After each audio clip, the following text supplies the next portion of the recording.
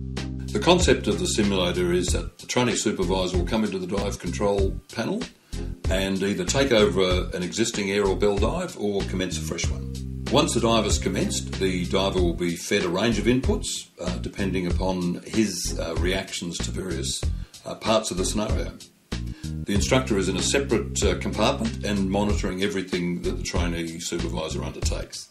The computer prints out a complete analysis of the dive and enables the instructor to debrief the trainee supervisor on the actions that have occurred during the dive and particularly where safety parameters have been breached.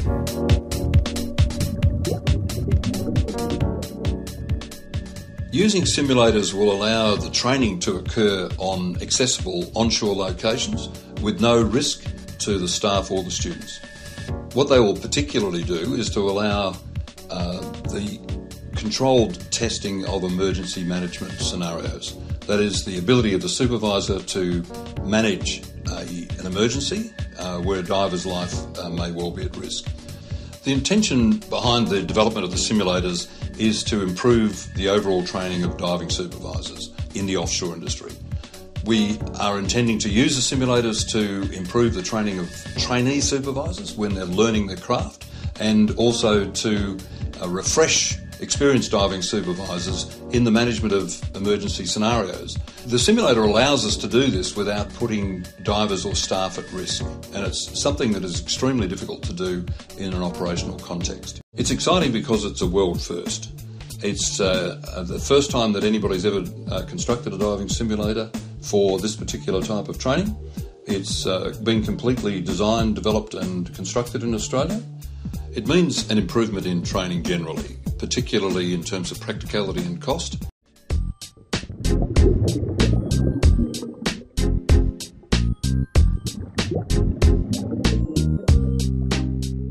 For all intents and purposes, these simulators are real dive control positions. They're fitted out in a standard industry-sized container with air and bell panels, with all of the whistles and bells that are required and found in a real-life offshore dive control position.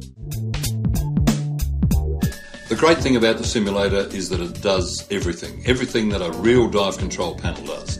It simulates dynamic positioning alarms, gas analysis, diver depths, it manipulates gauges, the gas flow rates can be changed, reclaim systems are simulated, and offshore communications are all simulated. At the moment, accessing training in operational scenarios is difficult because it means standing down an entire operation. There might be problems with simultaneous operations.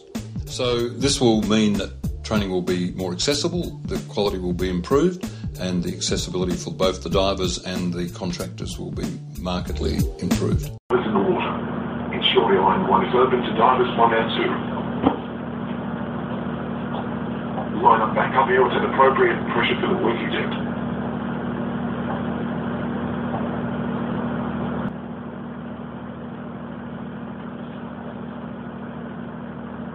Turn on into contour bridge.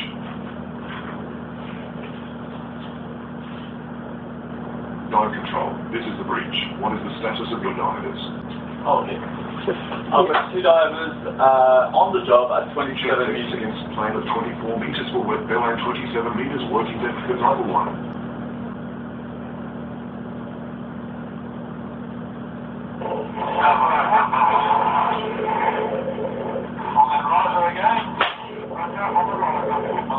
Roger, number 1, you've got bubbles. Number 1, let me know when you've got no bubbles.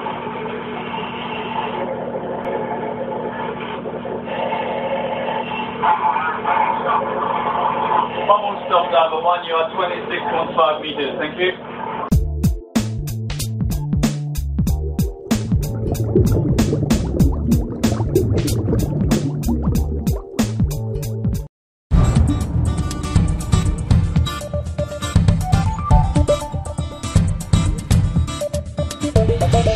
ADAS strives to be the most creative and comprehensive international training and certification scheme, setting the benchmark for safe and innovative service in the hyperbaric sectors.